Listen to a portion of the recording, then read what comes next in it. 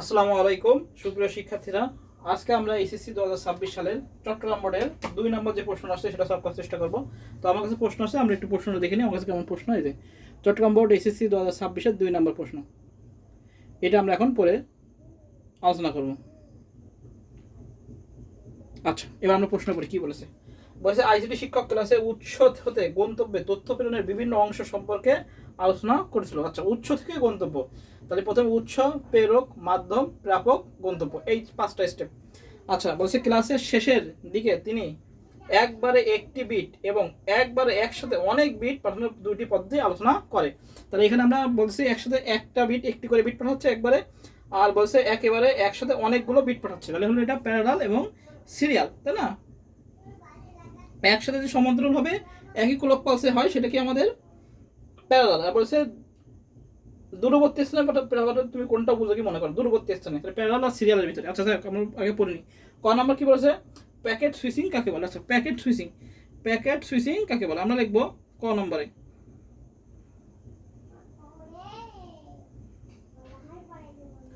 Packet switching কাকে বলে আমরা ক নাম্বার লিখবো। ক লিখবো যে পদ্ধতিতে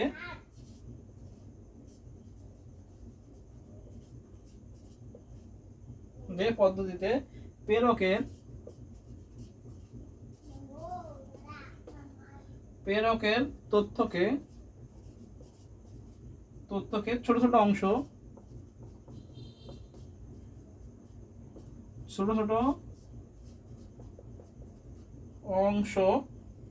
বা প্যাকেটে ভাগ করে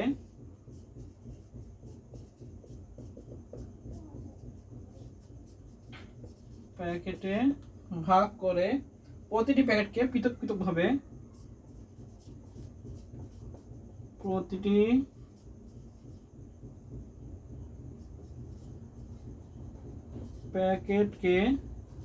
আলাদাভাবে বা পৃথকভাবে যেটা রাখবো সেটা হবে আলাদাভাবে গন্তব্যে পাঠানো হয়।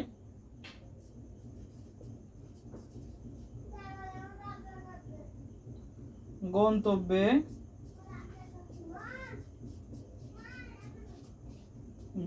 পাঠানো হয় এবং গন্তব্যে পৌঁছে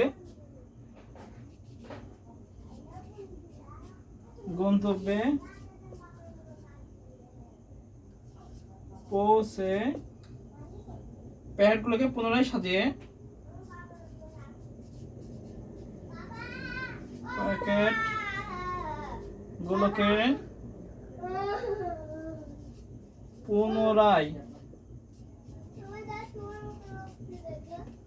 পুনরায় সাজিয়ে মূল তথ্য তৈরি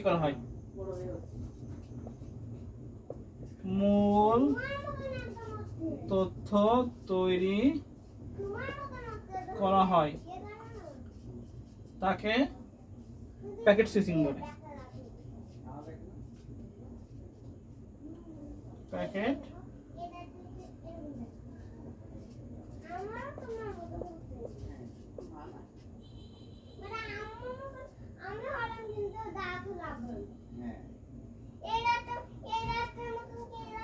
আচ্ছা, এটা হলো আমাদের সংজ্ঞা। কি লিখবো, যে পদ্ধতিতে আমি পড়ে দিচ্ছি, যে পদ্ধতিতে প্রেরকের তথ্যকে ছোট ছোট অংশ বা প্যাকেটে ভাগ করে প্রতিটি প্যাকেটকে আলাদাভাবে গন্তব্যে পাঠানো হয় এবং গন্তব্যে পৌঁছে প্যাকেটগুলোকে পুনরায় সাজিয়ে মূল তথ্য তৈরি করা হয়, তাকে প্যাকেট সুইচিং বলে। এটা আমাদের ক নাম্বার। আচ্ছা, এবার খ নাম্বার কি ছিল আমাদের? খ নাম্বার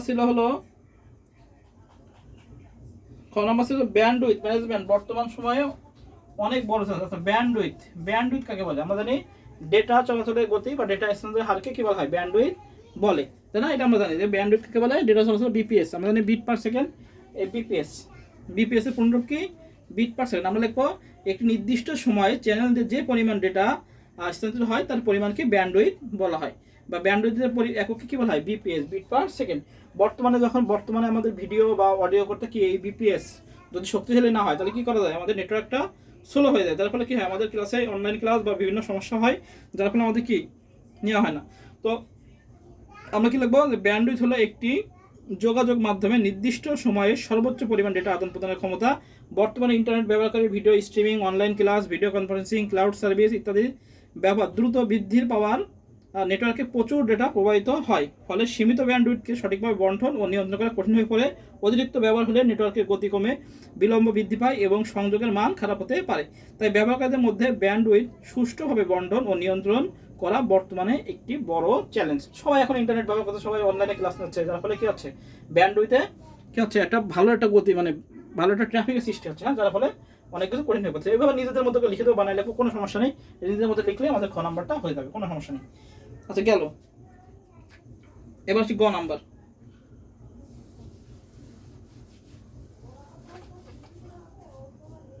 আচ্ছা গ নাম্বারটা আমাদের ডেটা, গ নাম্বার কি ছিল? গ নাম্বার ছিল উৎস থেকে গন্তব্যে তথ্য প্রেরণের ধাপ সমূহ ব্যাখ্যা করো। উৎস থেকে গন্তব্যে তথ্য প্রেরণের ধাপ চিত্র সহ বলেছে মনে হয়, ধাপ সমূহ ব্যাখ্যা করো। আচ্ছা প্রশ্ন দেখি, বলছে উৎস থেকে গন্তব্যে ধাপ সমূহ ব্যাখ্যা করো চিত্র সহ, তার মানে এই যে এইটা আসছে, এই যে মডেল, আমরা একটু দেখিনি, এটা আসছে আমাদের, এই যে উৎস থেকে গন্তব্য, এই যে এটা আসছে উৎস থেকে গন্তব্য।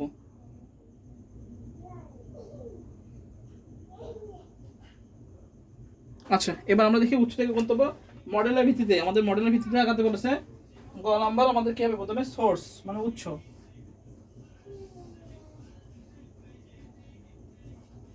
SOURC source. সোর্স হলো আমাদের টেক্সট, টেক্সট এবার আমাদের ট্রান্সমিটার, এভাবে চিত্র সহ আমাদের দেখাতে হবে, হ্যাঁ চিত্র সহ দেখাতে হবে। ট্রান্সমিটার মানে কি আমাদের এখানে লিখতে পারি প্রেরক, প্রেরকের পরে আসবে কি মাধ্যমের পরে কি আসবে? রিসিভার, যে পাবে, এর মাধ্যমে কি হবে? প্রাপক, আর শেষে কি হবে? গন্তব্য। এভাবে চিত্রের মাধ্যমে দেখা দিতে হবে গন্তব্য, বুঝা গেছে? প্রথমে ডিজিটাল বিট হবে, তারপর অ্যানালগ হবে, তারপর ডিজিটাল হবে। এটা হবে প্রথমে অ্যানালগ, প্রথমে হবে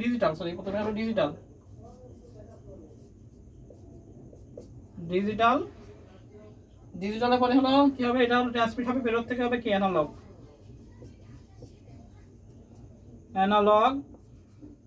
তারপর আবার ডিজিটাল হবে,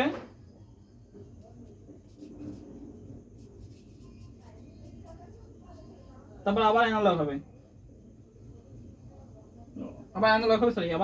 অ্যানালগের ডিজিটাল, এখানে অ্যানালগ হবে, আবার হলো ডিজিটাল। এবার আমরা বর্ণনা দেবো। 1 নম্বর হলো উৎস বা সোর্স, SOURC সোর্স বর্ণনা দেবো। 2 নম্বর দেবো হলো প্রেরক, 3 নম্বর হলো মাধ্যম, 4 নম্বর হলো প্রাপক, 5 নম্বর হলো কি? গন্তব্য। এভাবে নিজেদের মতো বর্ণনা দিলে আমাদের গ নাম্বার হয়ে যাবে। বুঝা গেছে? টেক্সট, তারপর ডিজিটাল সোর্স থেকে ডিজিটাল সিগন্যাল যায়, তারপর অ্যানালগ সিগন্যাল হয়, তারপর মাধ্যমে অ্যানালগ হয়, এবার ডিজিটাল হয়, গন্তব্যে পৌঁছায়। এই হলো আমাদের ডেটা ট্রান্সমিশন মেথড। এবার দেখবো উৎস, যে ডিভাইস ডেটা প্রেরণের উদ্দেশ্যে উৎপন্ন বা তৈরি হয় তাকে উৎস বলে, যেমন কম্পিউটার, টেলিফোন, কম্পিউটার। প্রেরক কি? উৎস থেকে গন্তব্য পৌঁছানোর জন্য যে মাধ্যমে ডেটা প্রেরণ করা হবে সেই মাধ্যমের উপযোগী ফর্মে বা সিগন্যালে পরিবর্তন হওয়ার প্রয়োজন হয়। এইটা আমরা মনে লিখে দেবো। মাধ্যম হলো যার মাধ্যমে ডেটা প্রেরণ হয়, প্রাপক হলো যে পাবে। ট্রান্সমিটারের মধ্যে গন্তব্য কি? যেটা কমার্শিয়াল মডেলে যে ডিভাইসের অপর প্রান্তে থাকবে, মানে গন্তব্যে পৌঁছানো, সেটা হলো মানে গন্তব্য। এবার নিজেদের মধ্যে এটা লিখে দেবো, কোনো সমস্যা নেই, নিজেদের মধ্যে লিখে দিলে আমাদের হয়ে যাবে। আচ্ছা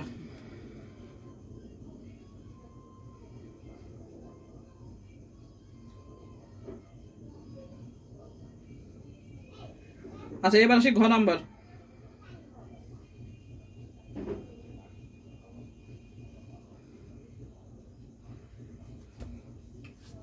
এবার ঘ নাম্বার।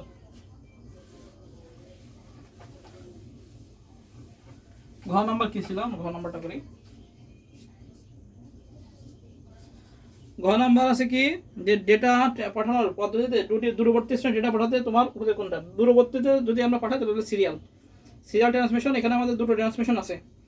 আচ্ছা কি বলেছে ক্লাসে? প্রথম দিকে তিনি একবারে একটি বিট এবং একবারে একসাথে অনেকগুলো বিট।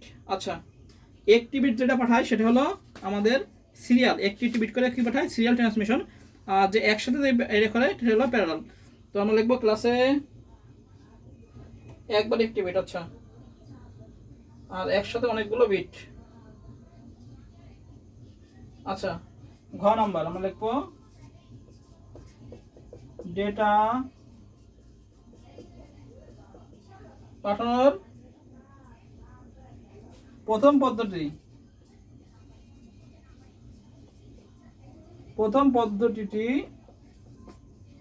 হলো, প্রথম পদ্ধতি কি? প্রথম পদ্ধতি আমাদের হলো কি হবে? ফ্যানটা দিইনি, গরম। আচ্ছা, প্রথম পদ্ধতি কি? আমাদের প্রথম পদ্ধতি কি বলেছে তিনি একবারে একটি বিট, তাহলে প্রথম পদ্ধতি সিরিয়াল ট্রান্সমিশন, একটি বিট যেটা হলো সেটা কি হয় সিরিয়াল। তো আমরা প্রথম পদ্ধতি কি হলো সিরিয়াল ট্রান্সমিশন, কি সিরিয়াল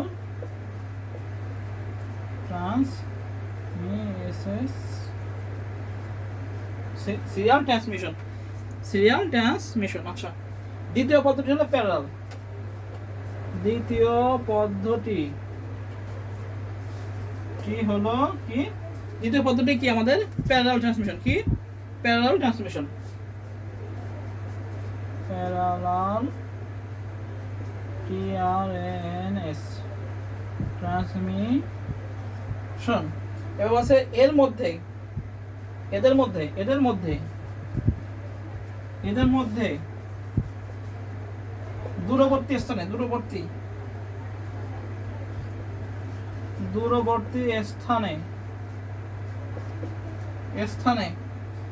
সিরিয়াল ট্রান্সমিশন উপযোগী। সিরিয়াল ট্রান্সমিশন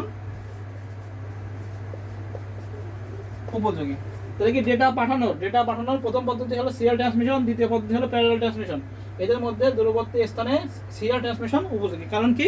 কারণ আমরা লিখবো যে সিরিয়াল ট্রান্সমিশন কাকে বলে, আগে লিখবো যে ডেটা ট্রান্সমিশন পদ্ধতিতে ক্যারেক্টারের বিটগুলো একসাথে স্থানান্তর না হয়ে সিরিয়াল বা ধারাবাহিকভাবে যে কোনো দূরত্বে অবস্থিত ডিভাইসগুলোর মধ্যে স্থানান্তরিত হয় তাকে সিরিয়াল ট্রান্সমিশন বলে। আর সিরিয়াল ট্রান্সমিশন কি আমাদের কোনো কিছুই লাগে না, এমনি দূরবর্তী স্থানের জন্য আমাদের সিরিয়াল ট্রান্সমিশন কি উপযোগী। দূরবর্তী অবস্থানে থাকা ডিভাইসগুলোর জন্য সিরিয়াল ট্রান্সমিশন ব্যবহার করা হয়, বুঝতে গেছে। আর প্যারালাল ট্রান্সমিশন কি? যে ডেটা ট্রান্সমিশন পদ্ধতিতে কাছাকাছি অবস্থিত ডিভাইসগুলোর মধ্যে একটি ক্যারেক্টারের সবগুলো বিট একসাথে সমান্তরালভাবে একই ক্লক পালসে স্থানান্তরিত হয় তাকে প্যারালাল ট্রান্সমিশন বলে। প্যারালাল ট্রান্সমিশন কি হয় দূরবর্তী স্থানের জন্য সম্ভব না, আর সিরিয়ালটা কি দূরবর্তী স্থানের জন্য সম্ভব। এবার নিজেদের মতো লিখে দেবো যে ডেটা পাঠানোর প্রথম পদ্ধতি হলো সিরিয়াল ট্রান্সমিশন, দ্বিতীয় পদ্ধতি হলো প্যারালাল ট্রান্সমিশন। কারণ কি? কারণ প্রথম পদ্ধতি বলছে একবার একটি বিট করে, তাহলে একটি বিট হলো সিরিয়াল, আর একেবারে একসাথে অনেক বিট হলো কি আমাদের প্যারালাল, বুঝতে গেছে। তো এই হচ্ছে আমাদের এইচএসসি 2000 চট্টগ্রাম বোর্ডের 2 নম্বর প্রশ্ন ছিল, সেটা সলভ, সিকিউ 2 নম্বর প্রশ্ন সলভ। তো মেন কথা হলো কি, ডেটা পাঠানোর প্রথম পদ্ধতি হলো সিরিয়াল, দ্বিতীয় পদ্ধতি হলো প্যারালাল। এদের মধ্যে দূরবর্তী স্থানে সিরিয়াল ট্রান্সমিশন উপযোগী। ডাইরেক্ট বইতে আছে প্রথম লাইনেই সিরিয়ালের আছে, আর প্যারালালটা দূরবর্তী স্থানে পাঠানো যায় না, বুঝতে পারছে। এবার নিজেদের মধ্যে বর্ণনা দিয়ে দেবো। তো এই হচ্ছে আমাদের এইচএসসি 2026 সালের চট্টগ্রাম বোর্ডের 2 নম্বর প্রশ্ন সলভ। সবাই ভালো থেকে সুস্থ থাকে, সবাইকে আসসালামু আলাইকুম।